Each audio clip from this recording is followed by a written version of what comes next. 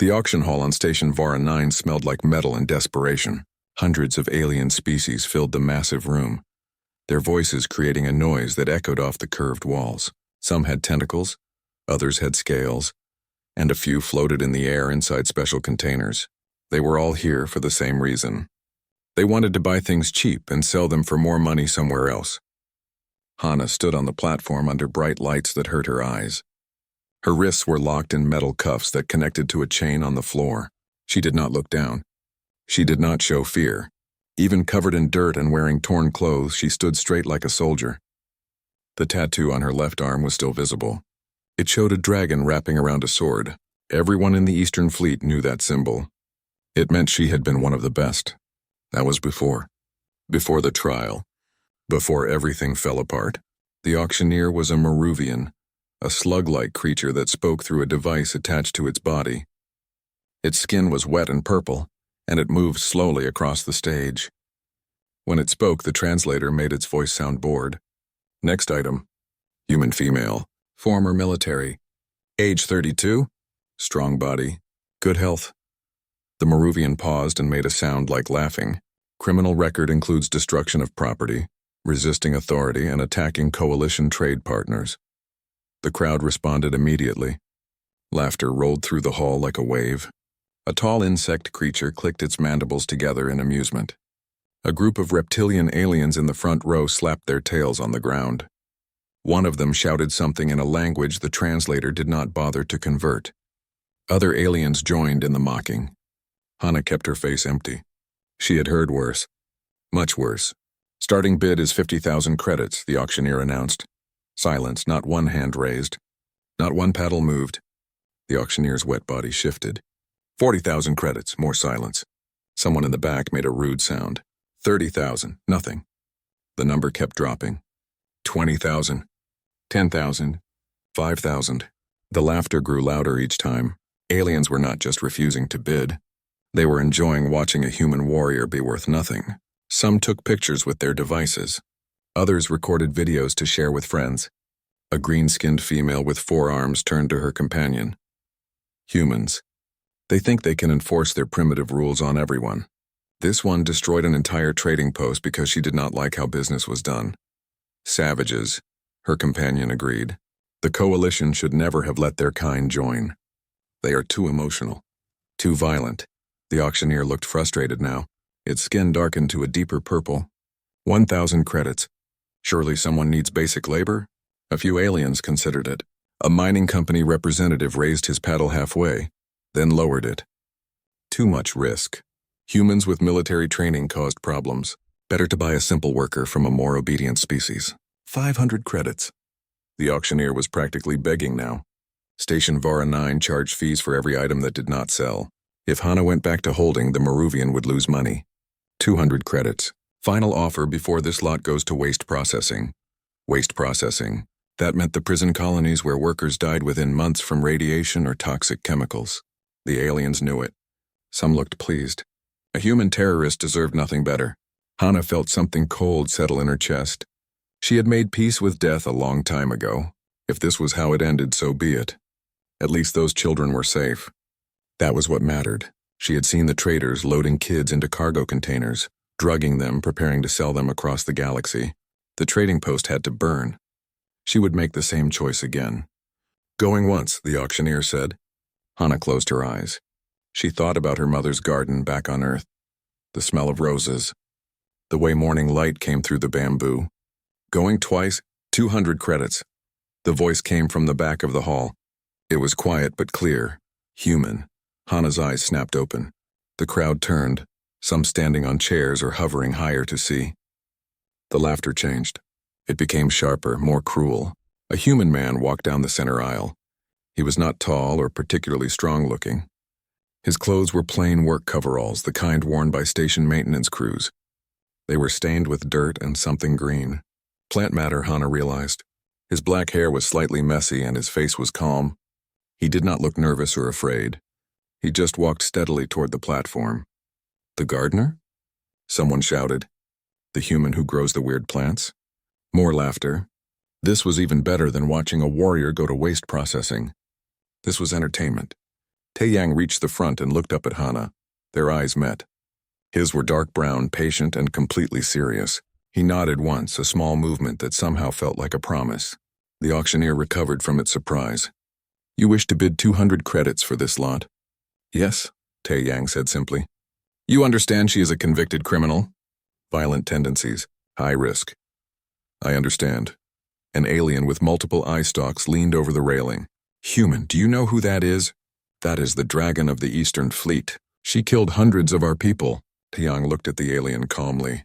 "She destroyed a building where children were being sold. The only people who died were slavers. I checked the records."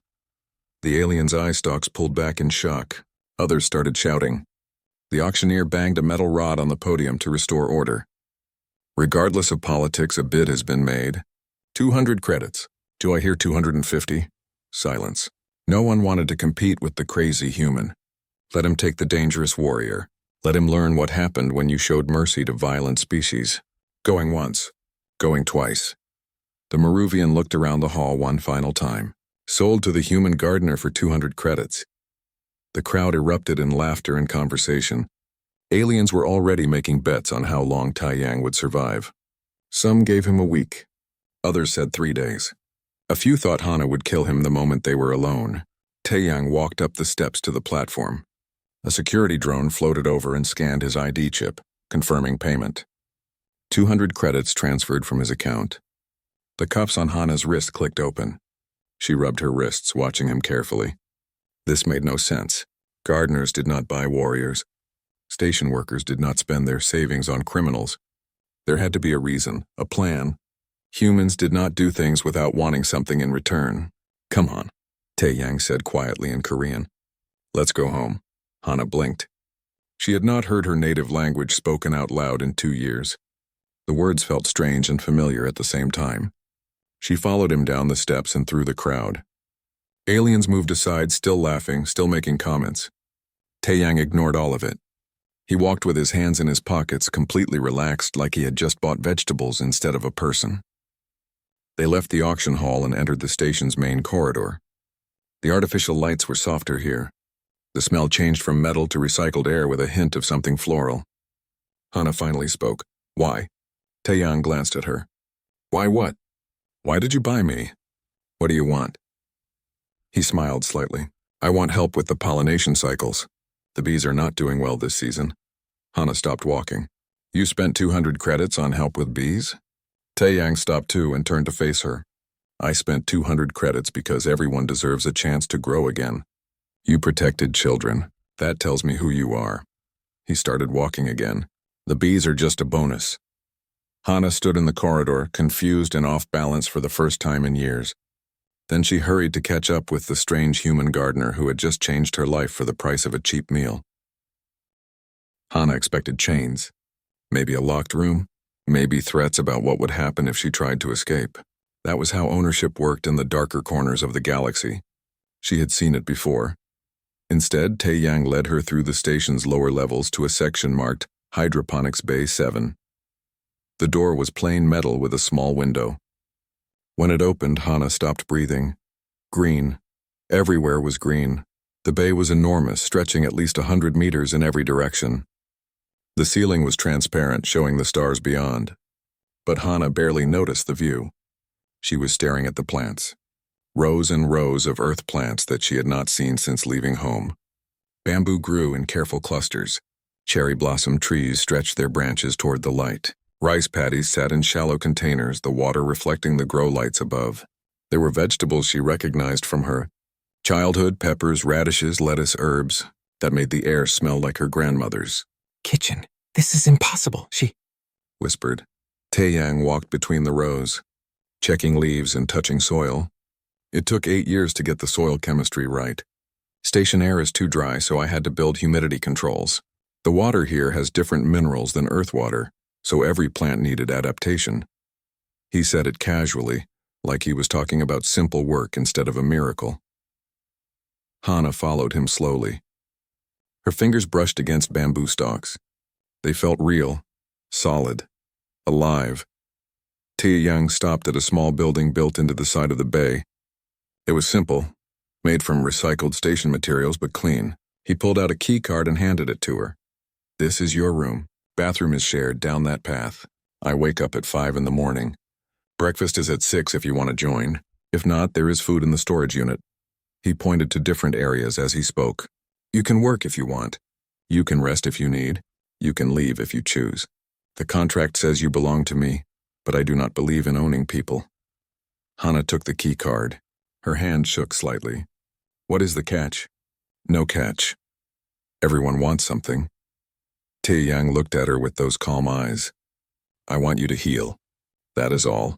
He walked away before she could respond, heading toward a section of tomato plants that needed attention. Hana stood alone in the garden, surrounded by pieces of home, holding a key to a door that was not locked.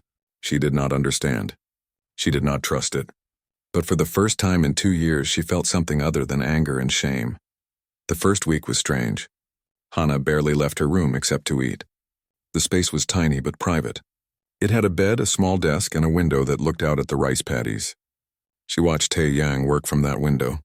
He moved through the garden like water, smooth and purposeful. His hands touched each plant with care. When he found sick leaves, he removed them gently. When he watered, he checked the soil first to see what was needed. He hummed while he worked. Old Korean songs that Hana's mother used to sing. The melodies drifted through the bay, mixing with the sound of water and the buzz of bees. The bees. Tae-yang kept real earth bees in special enclosures. They flew between flowers, fat and busy. Hana had not seen bees in years. Most stations used pollination drones. But Tae-yang preferred the natural way, even though it was harder.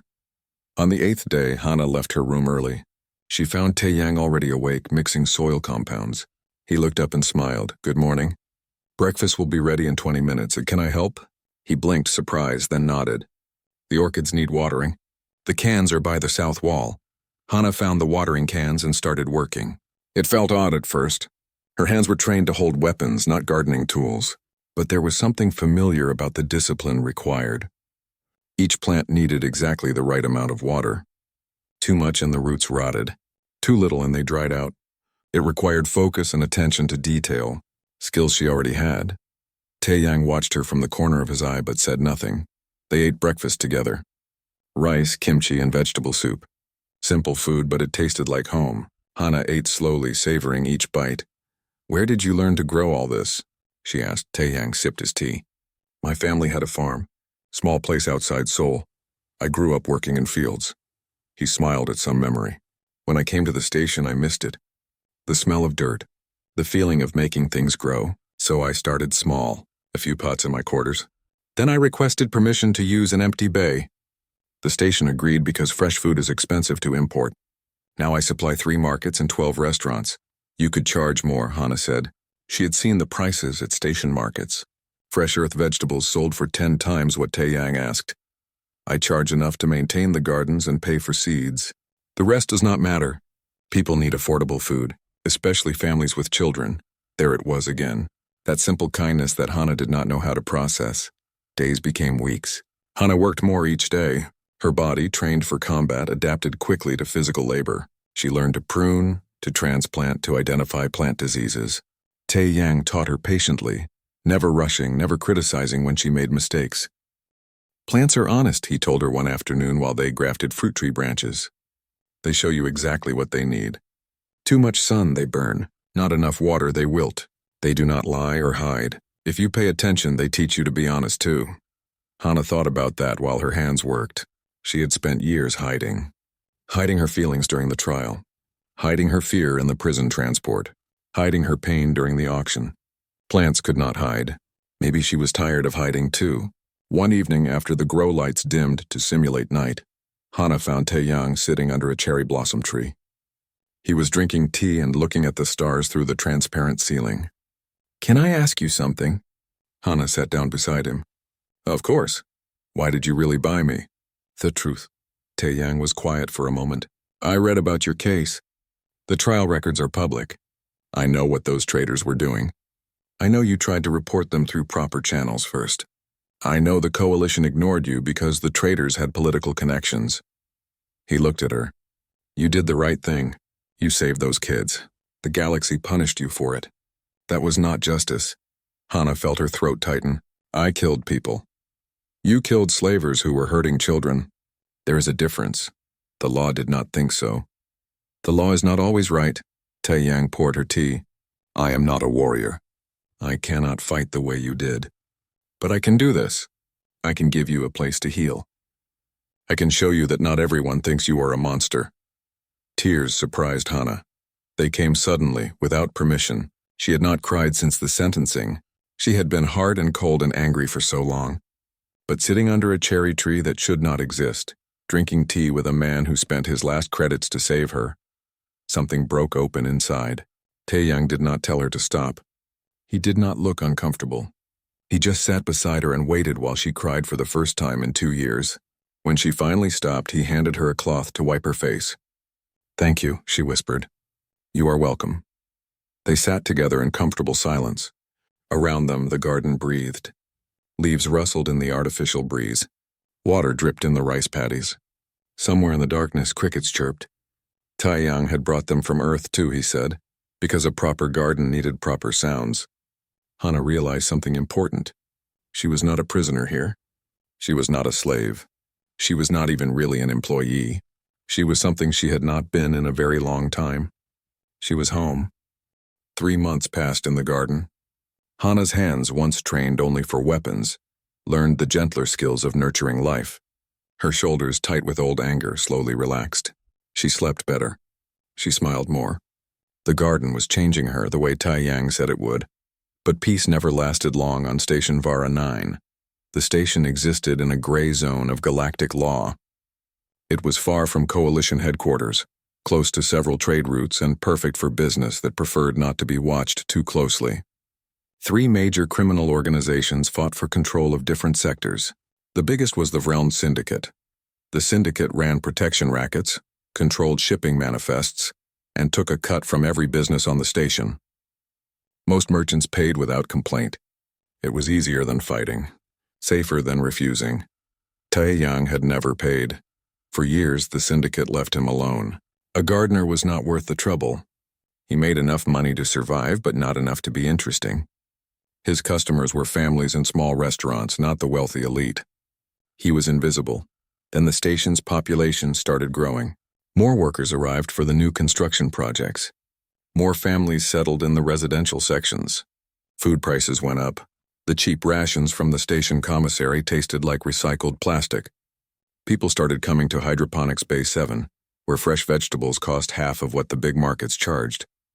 The syndicate noticed. Krill arrived on a Tuesday morning, just after sunrise. He was a Vrelin, an insectoid species with a hard black shell and 6 legs. His face was mostly mandibles and compound eyes that reflected light in unsettling ways. He wore a translator device on his thorax and carried a plasma cutter on his belt. 2 other Vrelin followed behind him, both armed. Hana saw them first. She was working in the tomato section when they entered through the main door. Every instinct from her military training activated immediately. She recognized the walk, the posture, the way their eyes scanned for exits and threats. These were enforcers. She moved quietly through the plants toward where Taeyang was working with the bean sprouts. He looked up at her expression and understood instantly. He stood, brushed dirt from his hands, and walked calmly toward the visitors. Good morning, Taeyang said politely. Can I help you? Krill's mandibles clicked together. The translator turned it into words. I am Krill, Regional Director for the Vreln Syndicate. We have not been properly introduced. I know who you are. Would you like some tea? The question seemed to confuse Krill for a moment. No. I am here on business. Then let us talk business. Taeyang gestured to a small seating area he kept near the herb garden. Please sit. Krill did not sit. Neither did his guards. This station is growing. Food costs are rising. Your business is profitable now. I make enough to maintain the gardens and buy seeds, Taeyang said. You could make more, much more. The syndicate can help with that. I do not need help. Krill's eyes seemed to glitter. Everyone needs help. Protection, security. These are dangerous times. Accidents happen. Equipment breaks. Sometimes entire crops get contaminated. He let that hang in the air like a threat. For a reasonable fee, the syndicate ensures such accidents do not occur. Taeyang's face remained calm. but Hana saw his jaw tighten slightly. What fee? 80% of gross revenue. Hana almost laughed. 80% was not a protection fee. It was robbery. Taeyang shook his head slowly. No. Krill's mandibles opened wider, showing the sharp edges inside. These gardens feed families who cannot afford the inflated prices at syndicate-controlled markets. I will not let children go hungry so criminals can get richer. The temperature in the bay seemed to drop. Krill's guards shifted their weight, hands moving closer to weapons. Hana moved too, positioning herself where she could reach both guards before they could draw. Krill noticed her for the first time. His eyes focused on the dragon tattoo on her arm. Recognition flickered across his alien features. You are the one from the auction, the dragon. He looked back at Taeyang. You bought a warrior to protect a garden? I bought a friend to share a garden, Taeyang corrected. What she chooses to do with her time is her business. Krill studied them both. You are making a mistake, human. The syndicate does not accept refusal. Then the syndicate will be disappointed. Taeyang's voice was soft but absolutely firm. You are welcome to try to take what you want. But I should warn you. My gardening partner has particular talent for pruning things that do not belong. Hana stepped out from behind the tomato vines. She was not holding a weapon. She did not need to. Everything about her stance, her eyes, her stillness screamed danger. She had killed professional soldiers in close combat. These thugs would not last 30 seconds. Krill's guards took an involuntary step backward. Their hands moved away from their weapons. No one wanted to fight the dragon of the Eastern Fleet in close quarters. Krill himself held his ground, but barely. This is not over. You have 3 days to reconsider. If you do not pay, there will be consequences. I understand. Taeyang nodded politely, as if they had discussed weather instead of threats. Krill and his guards left. The door hissed shut behind them. Taeyang let out a long breath. His hands were shaking slightly. Hana realized something important. He had been terrified, but he had stood firm anyway. You should have let me break their legs, Hana said. Taeyang smiled weakly. Violence would give them an excuse to call station security. Right now, they threatened us. We refused. No laws were broken. They will come back. I know. They will try to destroy the gardens. I know that too. Hana wanted to shake him. Then why did you refuse? Why not pay? You could raise your prices a little, pass the cost to customers. Taeyang walked to the cherry blossom tree and sat down heavily. Because if I do that, I become part of the problem. Food prices go up. Families suffer. The syndicate wins. He looked at the plants around them. These gardens are not just about growing vegetables. They are about showing a different way. You can build something good without exploiting people. You can be strong without being cruel. If I pay the syndicate, I am saying their way is the only way. I cannot do that, Hana sat beside him. You know they might kill us. Yes. And you would rather die than compromise. Taeyang plucked a fallen cherry blossom from the ground. I would rather stand for something and fall than kneel for nothing and survive. But I will not force that choice on you. If you want to leave, I understand. This is my fight, not yours, Hana laughed. It was a sharp, bitter sound. Do you think I am afraid of dying? I was ready to die in that auction. You gave me a life again. You gave me a purpose. You think I will run now? She stood up and stretched. Her body felt good. Strong. She had been training again in her free time, practicing the combat forms she thought she had lost. Besides, I am very good at protecting things. It is what I was made for. Taeyang looked up at her with gratitude and something else. Hope, maybe. Thank you, he said quietly. Do not thank me yet. Thank me when we survive. News spread fast on the station. By evening, everyone knew the human gardener had defied the syndicate. Reactions were mixed. Some thought Taeyang was brave. Others thought he was stupid. A few merchants who had been paying protection money for years started asking questions. If one human could refuse, why not others? A small restaurant owner named Minji visited the gardens that night. She had been buying vegetables from Taeyang for 3 years. Is it true? She asked. You told Krill no? It is true. They will destroy you. Maybe. Minji looked around the gardens. Her restaurant served traditional Korean food. Everything she cooked started here in this soil grown from these seeds. If you fall, where will I get ingredients? The syndicate charges triple for half the quality. I do not know, Tai Yang admitted. Minji was quiet for a long moment. Then she bowed deeply in the old way, showing respect. If you need help, call me. My husband was a soldier before we came here. Not like her, she nodded at Hana, but he knows how to fight. Others came too over the next 2 days. Families who had been eating fresh food because Taeyang kept prices low. Workers who spent their lunch break sitting under his trees. Even a few aliens who had started to appreciate earth plants. They did not offer money. Most were poor, but they offered what they had: information, tools, support. One old woman brought her grandson's security codes that might help bypass station cameras if needed. Taeyang accepted their help with quiet gratitude. He did not ask for it, did not expect it. But it came anyway, because he had been giving to the station for 8 years without asking for anything back. Now the station wanted to give back. Hana watched it happen and understood something profound. Taeyang had been planting more than vegetables. He had been planting community, trust, connection. And now when the storm came, those seeds were showing their strength. On the 3rd day, Krill sent a message. Just 4 words. Last chance. Pay tomorrow. Taeyang deleted the message and went back to watering his plants. The syndicate did not come with guns. That would have been too obvious. Station security might actually investigate violence. Instead, they came with something quieter and more cruel. Hana noticed it first. She was checking the rice paddies at dawn when she saw brown spots on leaves that had been green the day before. Not the normal brown of aging. This was different, darker, spreading. Taeyang, she called. He came running. One look at the rice and his face went pale. He knelt in the water, touching the diseased leaves carefully. No. By noon, the brown spots had spread to 3 more sections.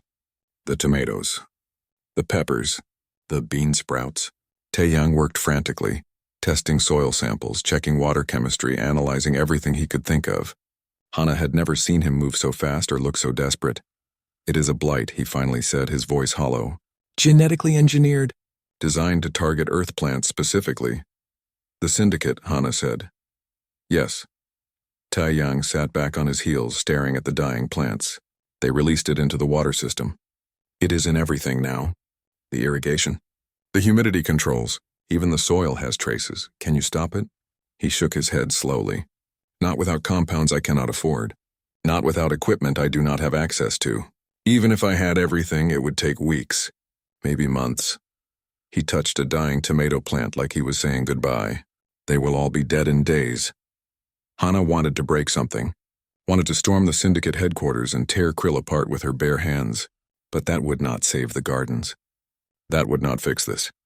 By evening, the station's public news channels were running stories. But they were not sympathetic stories. The syndicate had planted information, paid reporters, spread lies. The broadcasts claimed the blight came from earth plants themselves. They said human agriculture was a contamination risk. They showed images of the dying gardens and called it evidence that alien species needed protection from dangerous earth biology. Public opinion, which had been slowly turning in Taeyang's favor, swung hard the other way. Aliens who had supported him started questioning. Had they been wrong? Were earth plants really safe? Some stopped buying from the markets he supplied. Others demanded station authorities take action. On the 2nd day of the blight, an official notice arrived. Station Authority Order 447. Taeyang had 48 hours to destroy all earth flora and vacate Hydroponics Bay 7. If he refused, he would be arrested and spaced. Hana too, since her contract was tied to his. Taeyang read the notice 3 times. Then he walked through the dying gardens, touching plants he had nurtured for 8 years. The cherry blossom tree was losing its leaves. The bamboo was turning yellow. Even the hardy herbs were wilting. Hana found him that night sitting under the cherry tree, crying silently. She had never seen him cry before. It broke something in her chest. We can fight, she said. I can get weapons. We can— No. Taeyang wiped his eyes. Violence is what they expect from humans. It is what they want. Proof that we are savages. Proof that their lies are true. He stood up slowly like his body hurt. We need to be smarter. How? He was quiet for a long time. Then something shifted in his expression. Determination replaced despair. We show them the truth, all of it. We show them who we really are. Taeyang spent the rest of the night working. He gathered data, 8 years of agricultural records, genetic analysis of every plant in his gardens, water and soil test results from before the blight. He compiled it into a simple presentation that anyone could understand. Then he did something that surprised Hana. He requested time on the station's public broadcast network. It cost him his last savings. Every credit he had left went to buying 10 minutes of station-wide airtime. The broadcast went live at peak evening hours, when most of the station was home from work. Taeyang appeared on screens across Vara 9. He looked tired. His clothes were dirty from working in the gardens all day. But his voice was steady. "My name is Taeyang. I am the human who runs Hydroponics Bay 7. You have probably heard that my gardens are dying from a blight. You have probably heard that earth plants are dangerous. I want to show you the truth." He displayed the data. Simple charts and graphs that proved the blight was manufactured, not natural. Chemical signatures that did not exist in nature. Genetic markers that matched known weapons, not diseases. "Someone released this intentionally," he said. "Someone wanted to destroy these gardens and make you afraid of earth agriculture." Then he showed 8 years of records. Thousands of families he had fed, prices he charged compared to station averages. He showed the foods he grew, and explained how he had adapted each one to be safe in the station environment. He presented testimony from doctors about nutrition improvements in families who ate his produce. He showed that crime rates were lower in sections where his food was available and affordable. "These gardens have never hurt anyone," Taeyang continued. "They have only helped. Fed children, supported families, brought a small piece of earth to people who were homesick." He paused and his voice softened. "But I understand fear. I understand that trust is hard, especially with different species. So I want to make you an offer." He looked directly at the camera, directly at thousands of watching aliens. "In 24 hours, I will open the bay one last time. Anyone who wants to can come. Take seeds. Take cuttings. Take knowledge. I will teach you everything I know about growing earth plants safely. If humanity's legacy on this station is to be erased, let it be because you chose to let it go. Not because you were lied to. Not because you were afraid of something that was never real." He showed one final image. The cherry blossom tree still alive but struggling. Its branches reached toward the stars beyond the transparent ceiling. "I built this garden because I believe different species can coexist. We can learn from each other. We can create something beautiful together. But that requires truth. It requires trust. It requires choosing hope over fear." Taeyang's eyes were bright with unshed tears. "Tomorrow I will be in Bay 7 from dawn until the station forces me to leave. Come if you want. Stay away if you must. Either way, I want you to know that for 8 years it has been my honor to feed you." The broadcast ended. Hana stood beside the camera equipment they had rented, watching Taeyang's shoulders slump with exhaustion. "Do you think anyone will come?" she asked quietly. "I do not know," he admitted, "but I had to try." That night they slept in the gardens. Taeyang wanted to be with his plants at the end. Hana lay on a blanket under the dying cherry tree and watched the stars. She thought about the auction, about chains and laughter and standing on a platform worth nothing. She thought about how one man with dirty hands and a gentle heart had seen value where others saw trash. If tomorrow was the end, at least it would be an end worth remembering. But when dawn came, something impossible happened. Hana woke to voices, lots of voices. She sat up quickly, hand reaching for a weapon that was not there. Then she saw them. Hundreds of people were gathering outside Hydroponics Bay 7. Humans, aliens, families with children, old couples, young workers. They carried containers and tools. They came with questions written on their faces and hope in their eyes.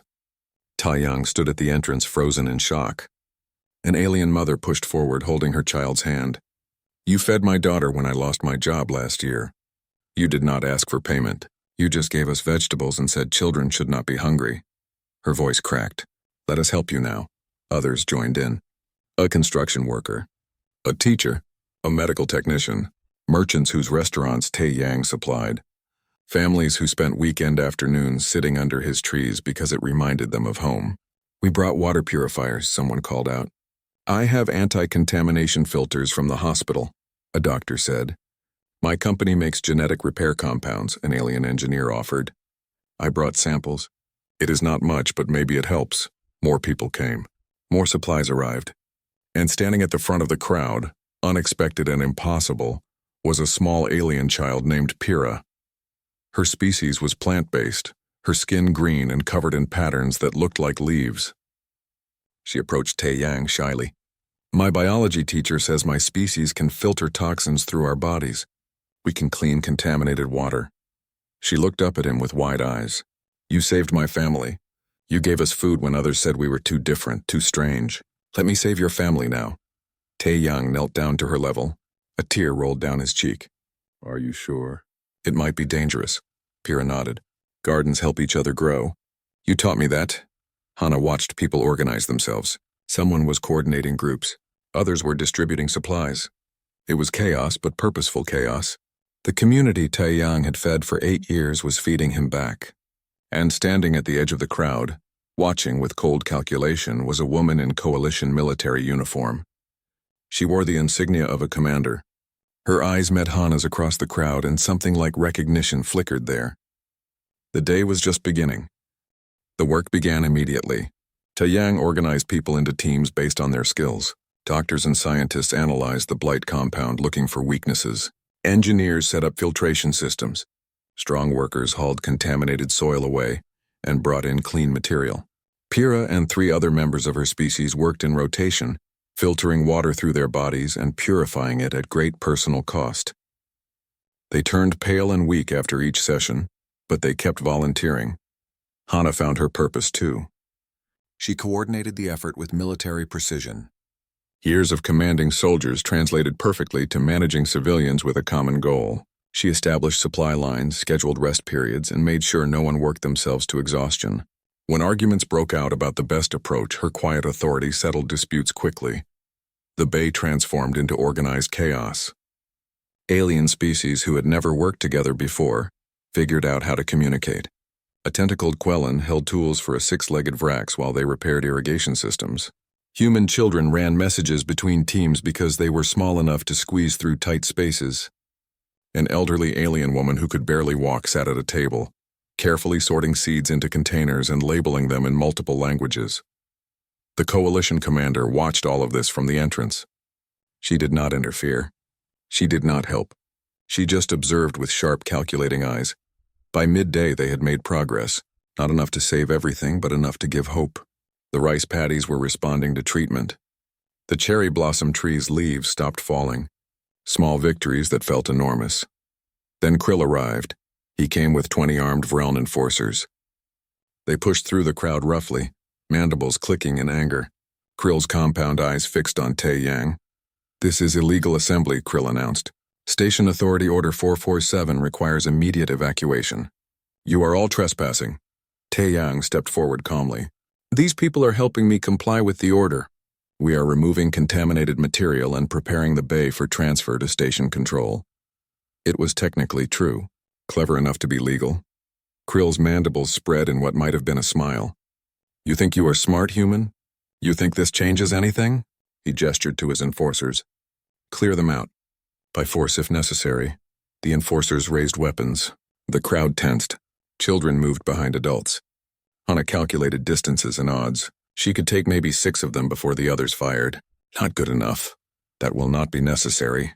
The coalition commander stepped forward. She was tall for a human, her uniform crisp and decorated with medals. Her name tag read, Commander Yuna. She moved with the confidence of someone who had commanded warships and made decisions that affected millions. "Who are you?" Krill demanded. "Commander Yuna of the Coalition Navy Intelligence Division. I have been investigating the Vrelin Syndicate for the past 7 months." She pulled out a data pad and displayed it for everyone to see.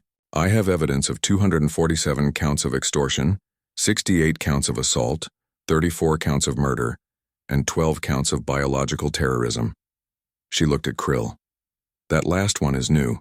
Releasing a genetically engineered blight to destroy a competitor's business. Very illegal, very traceable." Krill's posture changed. His enforcers shifted nervously. "You have no authority here," Krill said, but his translator made his voice sound less certain. "Actually, I do. Station Vera 9 falls under Coalition jurisdiction for criminal matters. And you, Krill, are under arrest." She signaled, and Coalition Marines emerged from positions around the bay. They had been there the whole time, watching, waiting. So are your associates. Drop your weapons. For a moment, violence hung in the air like a held breath. The Vreln enforcers looked at their weapons, at the Marines, at the crowd of civilians. They were outnumbered and outmaneuvered. One by one, they dropped their weapons. Krill was the last. He stared at Tae-Yang with pure hatred. This is not over. The syndicate is bigger than me. Maybe, Yuna said, but it is smaller than it was yesterday. Take them away. Marines escorted the Vreln out. The crowd erupted in cheers. People hugged each other. Some cried with relief. Others laughed. Children danced between the plant rows. Tae-Yang just stood there looking overwhelmed. Yuna approached him. That was quite a broadcast last night. It gave me the public evidence I needed to move openly. The syndicate has been careful to hide their activities. But biological terrorism against civilians? That crosses lines even their political allies cannot ignore. You were investigating them already, Tae-Yang asked, for months. But investigations need proof. You provided it. She looked around at the gardens, at the people working to save them. You also did something more important. You showed Station Vera 9 what community looks like, what resistance looks like without violence. Her eyes found Hana in the crowd. Recognition became certainty. She walked over slowly. Dragon, Yuna said quietly. Hana straightened instinctively, old military habits resurfacing.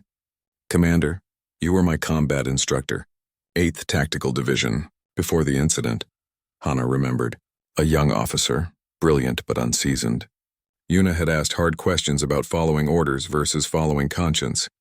Hana had appreciated that. I know what really happened at that trading post, Yuna continued, her voice low so others could not hear. I know those were not legitimate traders. I know they were moving children for the slave markets on Karos 9. I know you reported it through proper channels first. And I know the coalition failed you. Hana said nothing. What was there to say? Yuna pulled out another data pad. I have been working on this since I learned where you were. Full pardon. Complete erasure of your criminal record. Reinstatement of rank and pension. She held it out. I also have authorization to offer you a position in naval intelligence. We need people who put conscience above convenience. Hana stared at the pad.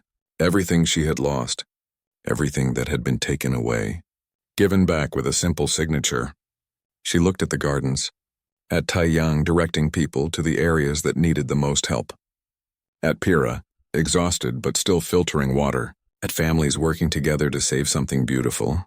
I appreciate the offer, Commander, Hana said slowly. But I think I found a better fight.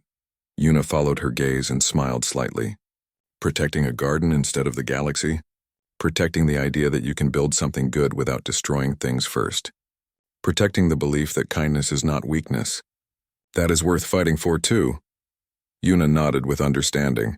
Then take the pardon. You earned it. The rest is your choice, Lars, she handed over the pad. If you change your mind, the offer stands. Hana took the pardon. Freedom officially recognized. It felt lighter than she expected. Yuna addressed the crowd one more time. Station authorities have been notified that Order 447 was based on false information. The evacuation order is canceled. Hydroponics Bay 7 will remain under the management of Tae-Yang, with additional protections to prevent future interference. More cheers. Someone started singing a Korean folk song and others joined in. The sound filled the bay, mixing with the buzz of bees and the drip of water. The work continued through the afternoon and into the evening. With professional medical help and proper equipment, the blight was contained. Not all the plants survived, but most did. The cherry blossom tree kept its remaining flowers. The rice paddies turned green again. The tomatoes, peppers, and herbs recovered slowly but surely. When the stars appeared through the transparent ceiling, people were still working. No one wanted to leave. They brought food and ate together in the gardens. Children fell asleep on blankets while adults talked and planned. It became an accidental celebration, a community gathering that happened naturally, without anyone organizing it.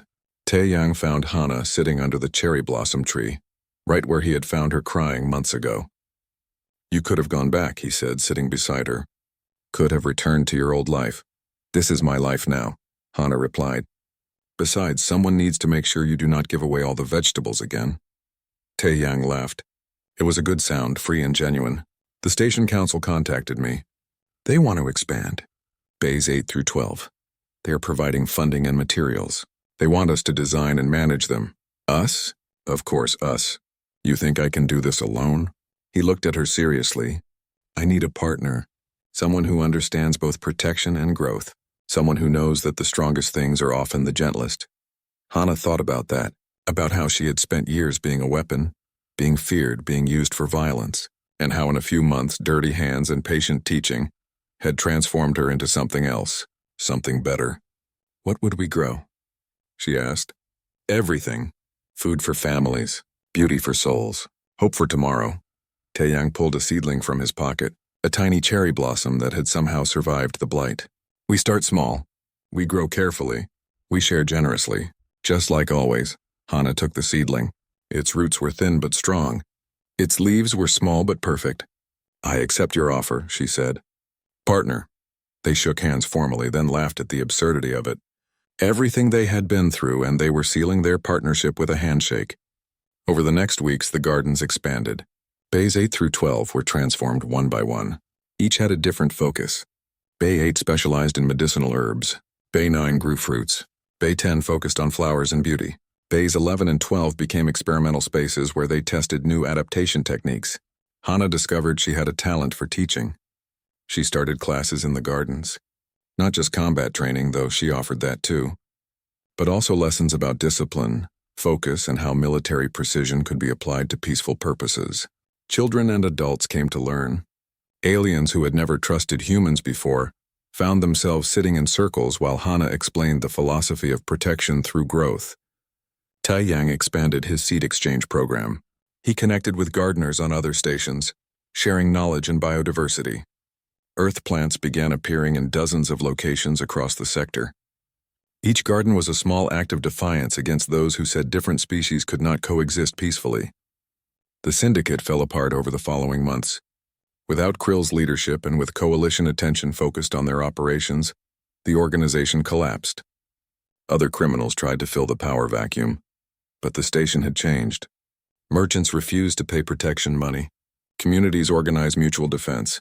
The example of Hydroponics Base 7 inspired resistance across all sectors. Station Vara 9 became known for something other than crime. It became known for its gardens, for the human who grew impossible things and the warrior who protected them with fierce gentleness. One evening, 6 months after the blight, Hana and Taeyang sat under the original cherry blossom tree. It had fully recovered, its branches heavy with flowers. The stars shone through the transparent ceiling, and the air smelled like jasmine and fresh earth. Do you ever regret it? Hana asked. Spending your last credits on me instead of more seeds? Taeyang smiled. Best investment I ever made. Look at what grew from it. He gestured to the gardens around them, to the families picnicking between the rows, to the children chasing butterflies, to the alien species that had learned to work together, to the community that had bloomed from 200 credits and a willingness to see value where others saw waste. You know what the best part is? Taeyang continued. They are still laughing. But now they are laughing with us, not at us. They are laughing because children are playing, because the food is good, because something beautiful exists in a place that used to be only metal and darkness. Hana leaned back against the tree. We should plant more cherry blossoms. Maybe in Bay 10? Already ordered the seeds, Taeyang said. They arrive next week. Of course he had. The gardener who fought with patience. The man who believed seeds were more powerful than swords. Hana had been auctioned off for pennies. She had been broken, discarded, worth less than a cheap meal. But a human gardener stepped forward calmly and saw something everyone else missed. Not a weapon to be used, not a criminal to be punished. Just a seed waiting for the right soil to grow. And grow she did. They both did. Together they built something the galaxy had not expected. Not through violence or domination. Not through wealth or power. But through the simple, stubborn act of nurturing life in the darkest places. Through showing that humanity's greatest strength was not in how fiercely they could destroy, but in how gently they could create. The gardens of Station Vara 9 grew, and the galaxy slowly learned to stop laughing and start planting.